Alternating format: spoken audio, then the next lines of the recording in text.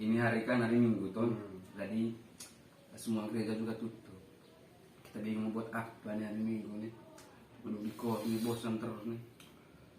Atau kita mending ngomong tentang demokrasi yang terjadi di Indonesia sekarang.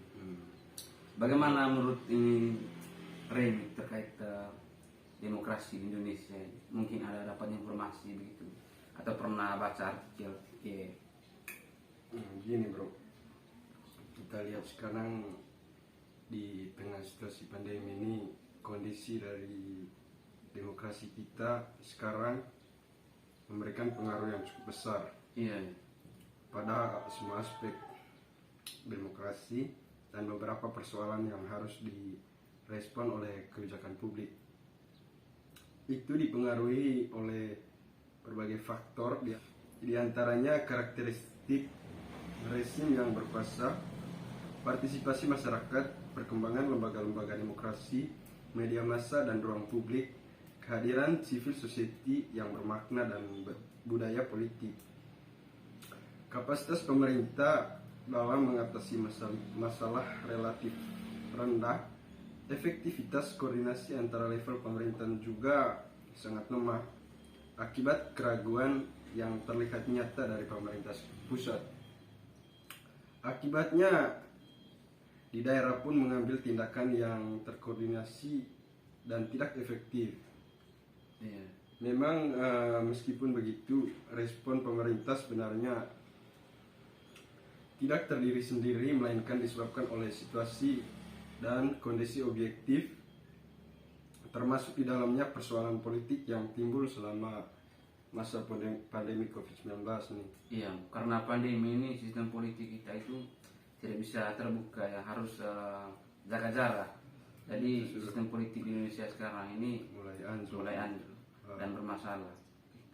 Maka dari itu banyak hal yang harus dikerjakan. Di tengah situasi ini, krisis demokrasi bukan hanya kepentingan pemerintahan saja, namun juga milik kita bersama, baik publik, partai politik, parlemen, dan para penegak hukum seperti media massa. Adapun civitas akademik dan masyarakat umum sebenarnya memiliki peran yang cukup strategis, di mana mereka mampu memperbaiki budaya politik masyarakat dan meningkatkan partisipasi politik dalam membuat kebijakan publik.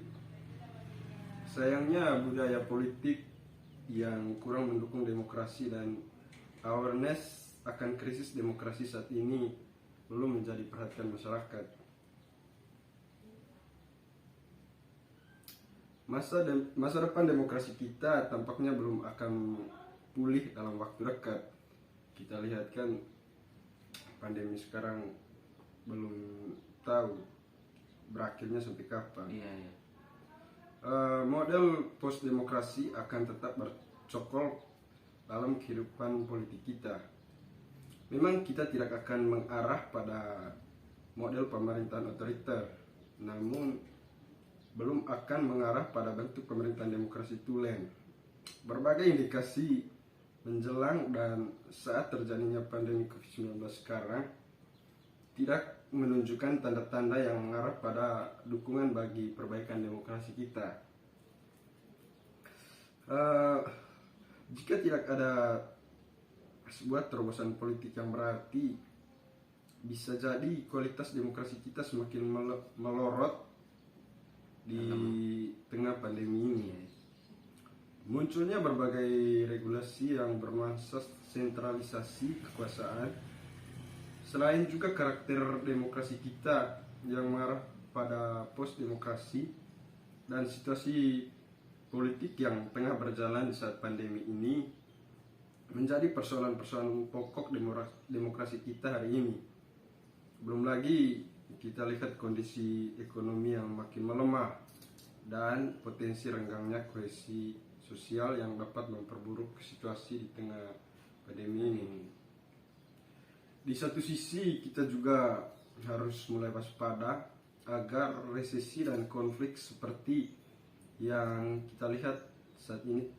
Di satu sisi kita harus mulai waspada agar resesi konflik seperti yang terjadi di Lebanon ketika rakyat semakin lapar dan frustasi tidak terjadi di tanah air.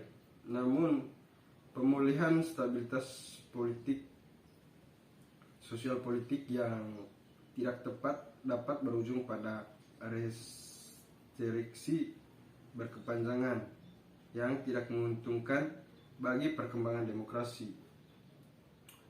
Sebuah situasi yang menyebabkan pegiat demokrasi harus melupakan tidur nyenyaknya lebih panjang lagi. Oleh karena itu, tidak ada pilihan bagi kalangan civil society untuk bangkit kembali, memainkan peran asasinya dalam melindungi dan menyuburkan kehidupan demokrasi kita, baik pada masa pandemi COVID-19 ini maupun sesudahnya. Kerja kolektif para pihak yang peduli terhadap kualitas kehidupan demokrasi harus semakin digiatkan sebagai bentuk tanggung jawab moral dan konstitusional anak bangsa. Mengenai sistem demokrasi dan politik di Indonesia di tengah pandemi ini, apa yang disampaikan oleh teman Remi tadi bahwa sistem politik yang terjadi di Indonesia ini kurang baik, apalagi di tengah pandemi ini, sehingga dalam demokrasi terjadi permasalahan yang begitu besar, di mana misalnya dalam demokrasi ketika saat pemilihan umum. Dalam pemilihan umum yang sering kita ketahui bahwa menurut kacamata kita bahwa dalam sistem demokrasi Indonesia ini sering kali menggunakan sistem politik money, di mana para bakal calon sering menggunakan uangnya untuk bisa menarik simpatisan dari berbagai pihak, di mana bakal calon dengan menggunakan kekuatan ekonomi yang dia punya, sehingga ekonomi yang lebih dia punya itu bisa mengambil suara-suara dari rakyat untuk bisa memilih dia. Apalagi di tengah pandemi ini, masyarakat itu sangat membutuhkan yang namanya uang. Dengan adanya uang-uang yang diberikan oleh bakal calon, pasti masyarakat tertarik dengan tawaran-tawaran yang mereka berikan.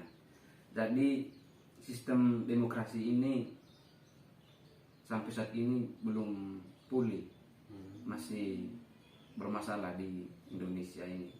Apalagi di Indonesia sekarang ini ekonominya itu sangat rendah pengaruh COVID-19 ini. Jadi yang kita harapkan dari situ, kita mengharapkan untuk seperti yang sudah dijelaskan tadi, bahwa partai-partai politik yang mencalonkan dirinya untuk maju di kursi penguasa atau di kursi parlemen, kita harapkan dari kita sebagai mahasiswa, kita mengharapkan bahwa untuk kedepannya kiranya ada sebuah kesadaran dari para bakal calon tersebut untuk lebih mengedepankan nilai dan norma yang berlaku di masyarakat. Ya. Dengan kata lain bahwa tidak boleh menggunakan uang dalam berpolitik. Kita lebih, sebenarnya kan kita memilih pemimpin itu bukan dilihat dari segi berapa banyak dia punya uang gitu. Ya, tapi dari segi bisa apakah dia mampu memimpin kita punya wilayah, kita punya negara, kita punya daerah, atau bagaimana dia menjadi kinerjanya dia ketika menjadi seorang pemimpin. Atau begini, dia sebagai pemimpin bisa membawa perubahan, di mana dari pemimpin-pemimpin yang sebelumnya, dia sebagai pemimpin baru bisa mengubah dalam hal ini berkaitan dengan hal yang positif, di mana dia mampu mengubah bagaimana yang sebelumnya belum tercapai dari pemimpin sebelumnya. Ketika dia yang pemimpin, apa yang belum tercapai bisa tercapai gitu ya. Gitu. Itu yang kita harapkan ke depan. Dan juga kan selama ini kita memilih itu karena dilihat dari kapasitas, misalnya dari pengetahuannya.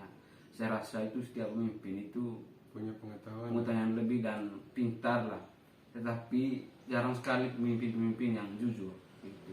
Itu yang kita harapkan, semoga para pemimpin-pemimpin bangsa kita di jalan kemudian hari ini pemimpin-pemimpin yang jujur Dan adil. iya, Lebih mementingkan kebutuhan masyarakat. ya. Iya.